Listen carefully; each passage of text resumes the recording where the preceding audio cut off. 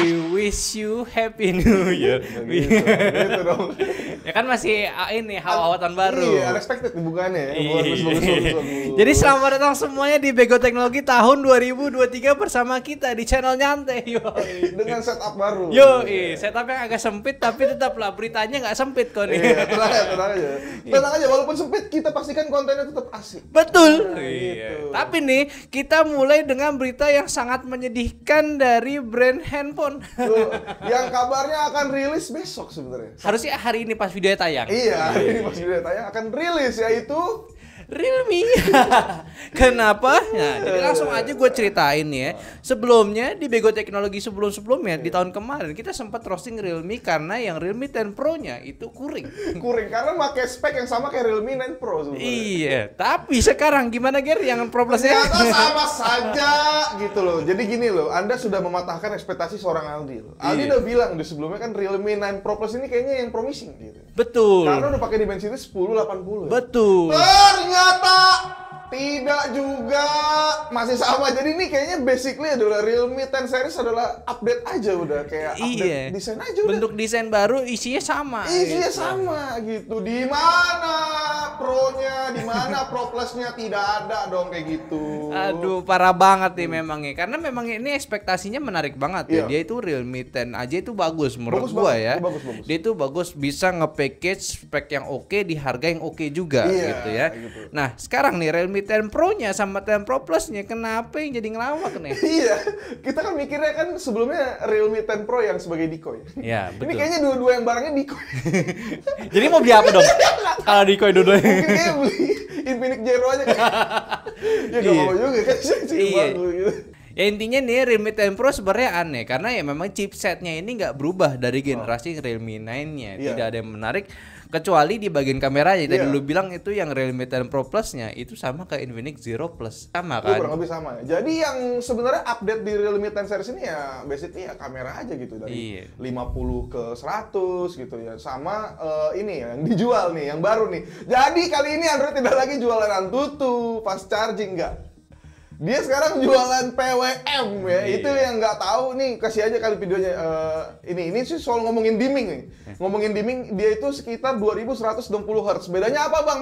Emang gunanya apa bang? Jadi kalau lu lihat simulasinya, wek. Nah itu tuh yang flicker itu tuh gunanya tuh biar mata nggak capek katanya. Betul, tapi kan nggak kelihatan sebenarnya. Jadi tapi kita apresiasi dulu lah. Jadi karena Realme ternyata udah gelontorin sekitar 200 miliar plus. Wow, buat apa tuh? Untuk bodinya yang curve itu. Waduh. Jadi mungkin untuk SoC nggak ada duit. Nggak tahu juga. Ya, ini kenapa nih soalnya nih Nggak tahu juga gua. Jadi nih guys sebenarnya ada 2 SKU ya. Maksudnya Realme 10 Pro Plus tuh ada yang tetap 1080. Oh iya ada. Tapi ada yang 920 yang mana sebelum dimasuk Indonesia itu udah rilis duluan di Malaysia. Jadi kurang lebih kita ngikutin ya rilisan Malaysia Asia nih. Asia Tenggara. Iya, gitu. ini kenapa nih kira-kira Realme nggak mau masukin 1080-nya ke Indonesia? Apakah chipset langka atau memang takut harga mahal? Iya, itu ya. Jadi kita di sini tuh bertanya-tanya gitu. Padahal tuh di komunitas Android sendiri ya. Kalau lu main di komunitas ya, kalau enggak ya syukurin gitu. Itu pemuja performance itu banyak banget ya kan. Betul. Ngomongin Antutu, ngomongin kayak Geekbench, Benchmark, mereka itu suka banget sama angka gitu. Dan gue bingung adalah berapa kali nih contoh yang kemarin Poco tuh, kenapa Anda tidak mau kayak all in gitu. Betul dia, itu dia. Makanya nih, jadi kalau misalkan Realme 10 Pro dan Pro Plus rilis, bakalan bingung nih mau jualan yang mana. Iya, bahkan kabarnya juga harganya juga kacau gitu. Itu dia kan. Di 6 jutaan. Iya, sedangkan yang Realme 10 Pro Plus, Realme 9 Pro Plus-nya berapa? Udah 5,5-an. Iya, 5,5. Itu dia makanya. Ini gue agak bingung baru. Iya, padahal bagus sebenarnya Realme 9 Pro tuh bagus. Iya. Gue jadi kayak kenapa kamu seperti ini? Tapi ya udahlah ya. Ya udahlah kita ngomongin. Jadi mungkin yang mau di Alex ini ya udah pure PWM aja, udah. Betul. Itu aja. 2120 Hz silahkan nikmati lah Ya. Terus lanjut lagi kali kita masih ngomongin HP. Iya betul. Ini ada info juga nih dari iPhone SE generasi 4 tidak akan muncul ya di tahun 2023 ataupun 2024. Iya, yang bukan di cancel lagi, bener-bener udah di gitu. Tapi gue mau ngelurusin nih, kita kan naruh di komunitas juga kan. Iya. Pada ngomong katanya karena nggak laku lah, karena ini itu. Enggak bro, jadi ternyata ini gara-gara Apple-nya itu mau pakai chipnya dulu. Chipnya sendiri. Iya, chipnya sendiri untuk 5G-nya. Karena selama ini kan pakai Qualcomm kan. Cuman kayaknya kayak belum bagus lah gitu. Iya, jadi nih si iPhone ini ya dia pengen nyoba ngembangin chip 5G-nya sendiri yang sebelum pakai Qualcomm itu mau coba-coba di iPhone SE generasi baru. Iya, generasi baru. Cuma sayangnya ini belum jadi nih, masih proses ya research lah, Ya, masih developing masih gitu research ya. lah. Ini niatnya nih sebenarnya untuk dipakai ke iPhone 16 juga nantinya. Harusnya gitu. Cuman ini belum jelas nih. Iya, belum jelas. Cuman yang menarik di sini SE tuh lumayan sedih lah karena dia udah pakai desainnya XR kan. Iya, rencananya kan. Rencananya itu bagus banget tuh. Dia nggak ada button lagi yang dikeluhin sama semua orang ya kan. Buttonnya nggak ada. Jadi ya kenapa Apple gitu. Ya cuman nggak apa-apa sih daripada misalkan SE ini jadi barang nanggung kayak SE Gen 3. Menurut gue nih bagus juga kalau misalkan dia itu ya take a step back dulu gitu. Jangan langsung keluarin. Nanti jadinya kayak iPhone 14 kemarin. Bingung banget kan? Iya, bingung banget. Ya, lebih baik dia udah ini aja maksimalin di yang 15 yang katanya pakai USB-C atau apa gitu ya. Ya gua rasa itu menarik banget gitu. Iya, menarik banget. Jadi untuk berat hati gue bilang ya kayaknya kalau lu pecinta compact HP ya udah Android aja sih itu udah susah sih. Untuk saat ini Android dulu aja. Android dulu aja sih gitu. Karena iPhone sekarang masih mahal-mahal guys. Ditambah email susah. Ditambah ntar kalau masuk nggak ada sinyal marah-marah lagi lo gitu. Makanya nih agak ribet nih. Tapi sebelum kita makin marah ya, kita turunin dulu sedikit karena kita ya bakalan mengangkat juga nih berita dari CES 2023. Oh iya, ini menarik banget. Ini keren banget nih. Kita bahas dulu dari yang perkomputerannya aja ya. Dari AMD ya. Ini benar kayak menghajar Intel dari hampir segala jenisnya gitu, dari laptop-laptopnya itu ya, dan juga PC sebenarnya ya. Jadi ini mantep banget. Dia itu announce 3 jenis CPU. Pertama CPU mobile-nya yaitu 7040 series, yang mana nih keren banget. Yang selama ini memang AMD itu kurang banget untuk lini di Ultratin notebooknya. Sekarang itu udah ada hadir juga dengan menggunakan RDNA 3. Ada juga Ryzen AI yang mantep banget nih pakai XDNA. Terus juga udah di kapasitas di arsitektur 4 nanometer. Wow, gila banget ya. Ini adalah sebuah langkah yang besar buat AMD. Yes. Karena Ultratin-nya kayak kemarin tuh sedikit jadi bahan perbincangan dan pergunjingan lah. Iya, gitu. cuman kayak sebuah laptop low power aja. Iya, cuman kayak laptop tipis aja udah selesai. Iya. Dan sekarang ini menarik. Dia itu juga nunjukin ya kalau dia itu bisa outperform sama Apple M.2 ya, M2 CPU-nya sama juga si Intel i7 1280p. Iya, dimana yang kalau lihat grafiknya adalah sisi sini AMD tuh bener-bener ngehajar di sisi gaming sama AI. Betul. Gokil banget ya AMD ini. Iya. Oh ya, walaupun kalau Apple kayak agak gimana gitu. Iya, masih karena beda arsitektur. Beda arsitektur ya. ARM sama X86 ya sebenarnya agak bingung ya. Kenapa Anda membandingkan? Ya udah. Tapi nggak apa-apa. Demi marketing, demi angka. Cuman gue suka dia itu bisa klaim baterainya itu tahan sampai 30 jam di video playback. Gila, itu mah seharian all day baterai ya. Itu berarti AI-nya emang bekerja dengan baik ya kan? Harusnya lebih efisien berarti kan. Efisien. Selain powernya oke, tapi efisiensinya juga udah mantap nih. Jadi ini menarik juga nih untuk laptop tipis. Jadi ini mungkin tahun ini tahunnya si AMD untuk laptop tipis nih. Bakalan banyak banget lini laptop tipis-tipisnya dari AMD yang pakai CPU efisien. Oh iya. Gitu. Tapi kalau kalian pengen yang punya power ya, dia juga ngeluarin namanya Ryzen 7045HX series. Iya, gitu. Ini keren banget ya. Ini walaupun arsitekturnya masih di 5 nanometer, tapi dia juga udah ngebawa RDNA 3. Ya, terus juga up to 16 core 32 thread sama ya chiplet design sama kayak CPU 7000 seriesnya. Oh, itu ya. Walaupun namanya agak susah sekarang dia. Emang iya, gue juga tadinya sempet kecel ya. Cuman gue lupa dia punya penamaan baru. Ini kayak nama tuh kayak udah susah banget bikin hari ini. Iya, jadi makin hari Anda tuh CPU apa monitor sebenarnya sih? Itu dia. Iya, monitor tuh susah banget gitu. Jangan bikin kesel dong. Tapi ya udah. Nggak apa-apa. Cuman ini menarik juga nih laptop gamingnya dan dia pun juga mengenalkan GPU-nya. Jadi mungkin buat AMD Advantage yang generasi barunya, dia itu bisa menggunakan RX 7000 series yang laptop. Yaitu salah satunya RX 7600M XT. Oh, gila. Tapi agak aneh sih, M tapi XT. Nah, itu dia gue nggak tahu. Oh iya. Jadi gimana laptopnya belum jelas jelas juga. Belum jelas sih sebenarnya. Karena memang masih announce dari CPU-nya aja. Tapi lu ada ini nggak kayak prediksi ini laptop bakal bagus apa nggak menurut lu? Gue yakin sih pasti bagus. Pertama memang kalau AMD di laptop tuh kurang lebih udah selalu mantep lah ya buat di sisi gamingnya gitu ya. Karena gak mengecewakan, terus dipakai buat creator series, apalagi kalau misalnya AMD bareng Nvidia, dan mungkin yang advantage nanti itu dikembangin lagi sih, ini keren banget sih. Keren banget ya. Dan ini gue juga baca-baca di komen beberapa anak-anak orang-orang di luar ya di sana gitu ngomong ya ini kebangkitan PC mini lagi katanya. Betul, benar. Karena RDNA 3 ini ya. Iya, RDNA 2 itu mantep banget. Mantep di banget. laptop tipis lu bisa main game-game ringan itu di Full HD yang lancar. Lancar. Dota kalau nggak salah 60 FPS ya. Bisa, itu dia. Ini menariknya nih si AMD. Tapi nih kalau kalian anak-anak komputer ya, mana nih komputernya nih, si laptop mulu gitu kan. Ada nih para gamer nih diselamatkan lagi sama Ryzen yang 3D case-nya. Iya, ini keren banget. Ini adalah sebuah tamparan lah bagi Intel lah gitu. Iya. Karena dia punya performance yang benar-benar dia bisa bilang best gaming performance di dunia. Iya, dan juga berdasarkan historinya dia, AMD Ryzen 7 5800X 3D-nya itu sampai sekarang pun masih relevan, bisa bandingin sama ini ya, yang kompetitor barunya yang di kelas yang sama gitu teman-teman. Dan itu pun gamingnya masih kencang. Ditambah lagi sekarang ada 3 seri baru, Ryzen 7, 9-nya ada 2. Dengan case tertinggi itu sampai 144 MB. Gila itu L2 kencang. plus L3. Itu artinya makin Iya, ini menarik banget. Dan ini pun rata TDP-nya kayak di sekitaran 120 watt semua. 120 watt. Ya itu masih ya oke lah. Iya, gitu. jadi kalau kalian memang pengen pakai buat gaming, mencari performance FPS yang tinggi, gua rasa ini bisa di salah satu ya ininya. Opsi. Iya, opsi. Karena ya udah pasti harganya itu ya nggak terlalu mahal. Harusnya ya gitu ya. Cuman ini belum di-announce ya. Kalau misalnya ngomongin soal harga juga nih, sebenarnya ada satu brand. Itu yang menurut gua agak kocak di CES kemarin. Kenapa? Yaitu Nvidia. Ini aneh banget ya. Kalau kita bahas Nvidia sedikit ya, gua malas banget bahas Nvidia saat ini. Itu dia agak kocak. Pertama, dia itu ya akhirnya merebranding si 4080 yang dia unlaunch. Yaitu menjadi 4070 Ti. Dengan harga yang dikurangin $100 doang. Jadi lu tau gak sih, ini tuh 4080 itu kayak ketahuan lah sama komunitasnya. Ini makanya 4070 beneran diganti sama dia. Lucu banget. Bener diganti jadi 4070, jadi bener nge-skip satu seri dulu tuh, masuk 4070 Ti. Sedangkan yang lain belum ada gitu. Gitu, udahlah. Kayak yang kita dengar adalah seri 30 tuh lagi banyak loh di produksi lo. Kayaknya emang jualan di sana. Terus juga untuk laptopnya, laptop yang menggunakan Nvidia GeForce RTX 4000 series, ini menurut gua bakalan jadi mimpi buruk buat para gamer. Wah, kenapa ya? Pasti harganya mahal banget. Oh iya sih. Karena kabarnya pun itu startingnya di $2.000. Itu tuh wah gila men. Gila men.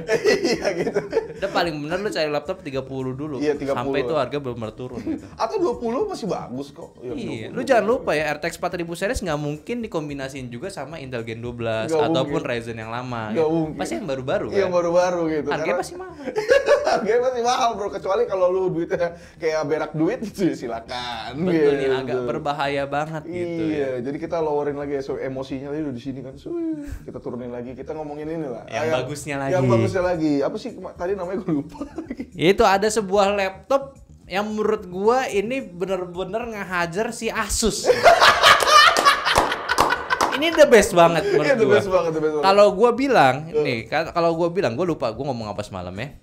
Kalau gua bilang ini laptop tuh kayak mana tuh poinnya? Dia ini alternatif yang menyempurnakan yang belum sempurna.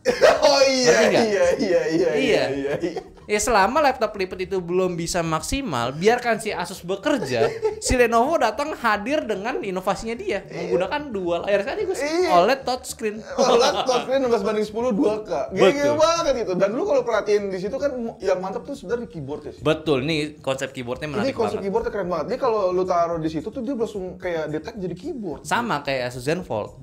ZenBook Fold sama. Tapi dia menarik kalau misalnya keyboardnya digeser ke dekat hinge. Jadi touchpad. Keren banget anjir.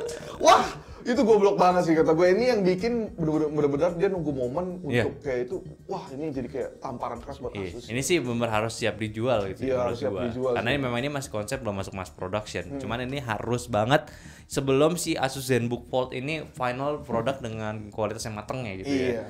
Ini tinggal tunggu banget. Dan ini pun juga menarik, sama-sama juga pakai Intel Iris X Intel Evo buat CPU-nya. Jadi ini dari segi performance harusnya sih sama aja, kurang lebih sama ya, nggak berbeda jauh gitu ya. Jadi Lenovo mantep banget. Tapi itu Lenovo-nya apa? Lenovo Yoga Book 9i. Iya, dan yang gua salut juga adalah kan pasti lu di sini nanya nih kayak kalau layar 2 tuh gimana. Cuman dia bilang sih 10 jam untuk video playback ya lumayan lah itu ya. Iya gimana cuy? Lu mau masuk Intel Evo mau 2 layar atau gimana harus ikutin spek Intel Evo dong. Iya. Masa ya ada Intel Evo layar 2? Kan gak lucu. Iya, gak lucu kan? Iya. Cuman ya ini ngomongin baterai macam-macam ya bagus lah gua rasa. Harusnya bagus. Ini menarik banget nih si Lenovo nih. Ditambah lu ada stand-nya lagi. Iya, stand-nya dan lagi. juga stand-nya itu unik, ada buat holder buat si stylus ya juga. Iya, stylus, dan dia tuh mantapnya tuh gue suka tuh yang bagian pas diganti potret tuh keren banget. Iya, dan itu make sense banget tuh. Jadi kayak lu pakai 2 layar tingkat gitu. Iya, 2 layar itu bagus banget. Keren itu. Jadi ini baru Volt dong, nggak kayak kemarin bagus lah. Cuman ya masih belum matang aja. Belum matang. Bagus tapi belum matang. Iya. Karena memang kan pas kita megang barang hati-hati. Iya, kayaknya ringkih. Iya, kita malas megangin barang yang harus ada warning. Iya, ada warning, dibuka ada warning kayak HP. Gitu lah. Cuman itu sih untuk saat ini tuh menarik ya. Ada yang jelek, ada yang bagus, ada yang ngeselin, ada yang bikin seneng. Iya, ada yang bikin seneng. Jadi sosok lah untuk Q1 menurut gue ini adalah berita yang lumayan bikin kita gembira. Iya. Tapi gue tahu apa lagi yang bikin seneng ya. Apa? Pacul of the Week. Yuk. Pacul of the Week. Pacul of the Week. Tadi itu ada. Jadi langsung aja gitu. Nih ya, dari Aulia nih, kalau Xiaomi Service Center, jadi ini konteksnya Service Center kemarin, HP sering matot tapi diganti unit baru. Kalau Samsung tuh HP bagus tapi kalau layar rusak gak terima perbaiki, malah dibilang malah kena biaya, padahal HP baru pakai 5 bulan masih garansi. Cuma barbar dengan Samsung. Gila sih ya. iBox S sih mirip-mirip Samsung, gua nggak tahu sih, gua nggak tahu. Ya, gua ada komen itu. Iya. Oppo atau Vivo atau Realme ya bukan after sales terbaik walaupun HP-nya tidak ada cerita matot. Jadi ya pilihan kalian gitu. Dan kita udah lempar ini di komunitas gitu. Iya. Dan banyak banget reaksi-reaksi yang ya kayaknya sih lebih mengarah ke ngangkat Xiaomi ini sih, banyak banget mending Xiaomi ya. Iya, betul. Walaupun jadi backfire juga kan. Dibatotin sengaja. Brengsek tuh. Emang aneh banget. Iya, tapi lo komen apa nih soal Apple tadi itu? Kalau Apple ya sebenarnya bukan Apple, harusnya tuh iBox-nya memang bermasalah sih. Emang karena dia nggak terlalu ke Apple banget ya, walaupun dia Apple banget gitu ya. Jadi emang gue pernah juga ada satu hal sama iBox ya. Jadi kan cewek gue baru beli iPhone mini 12 mini. Dia itu baru sehari layarnya tuh langsung berubah gitu warnanya. Dan itu kita lempar ke iBox nggak diterima. Karena apa alasannya? Karena ya itu barang udah keluar store, jadi garansinya nggak dapet. Kalau mau ya klaim garansi ya lu ada bayarannya lagi. Padahal itu bukan human error loh. Waduh, itu gimana itu ya iBox? Iya, jadi tuh agak ribet banget tuh. Jadi kita pakai orang dalam bantuin akhirnya diganti baru. Atau bantu baru atau gimana ya pokoknya nggak diganti baru, dibenerin. Nggak diganti baru. Jadi ini bukan service center Apple-nya yang jelek sebenarnya, tapi ya distri di sini yang jelek. Itu dia. Gitu. Padahal tuh bukan ini loh, dan kita pun harusnya ada garansi. Itu belum seminggu belum ini. Tapi alasannya mereka karena gua udah keluar dari store di hari itu, jadi garansi tokonya udah hilang. Lu mesti jadi tuh kalau ada barang-barang yang bermasalah saat di unboxing ya harus di situ. Kan kita nggak tahu ya bro. Aneh juga ya. Iya, jadi ya udahlah. Tapi untungnya bisa diklirin. Iya, gue kalau mau ngabok agak serem sih. Mereka terlalu besar aja. Nggak apa-apa.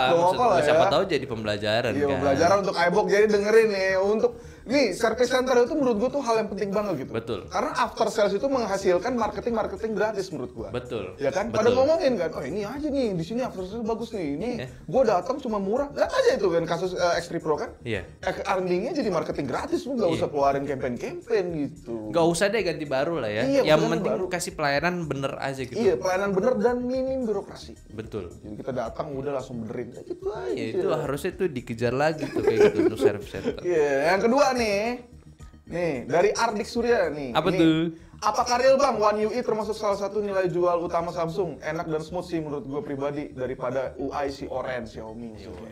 Gitu, lu ya pengguna Samsung Note gitu. Yes, betul dong. Gimana tuh? Betul. Emang si Samsung itu menjual One UI dengan sangat baik. Karena memang dia mendevelopnya ya menurut gue cukup rapi dibanding kayak yang handphone yang ini Xiaomi dan kawan-kawannya. Dia memang terkenal ringan, simple juga dan juga intuitif, enak dipakainya. Enak dipakai. Gue suka banget emang daripada menggunakan yang lainnya, itu jadi salah satu consider juga kenapa gue beli Samsung Note 10 Lite dulu. Karena dia One UI. Jadi itu gue yang suka. Gue suka dari situ. Mantep banget ya berarti. Berarti emang valid sih Samsung itu premium, ya brand premium gitu karena OS-nya juga premium. Iya, dan tentunya dia juga less iklan. Iya, less iklan. Iya, iklannya paling dikit banget. Dikit banget. Dan gue juga pernah kayak nyobain Samsung dulu sih, Samsung jadul gitu ya. Ya gue suka aja emang. Iya, kenapa gampang aja. Emang iya, lebih gue juga susah jelasinnya sih. Pokoknya itu One UI nomor 2 setelah ini Zenfone. Oh iya.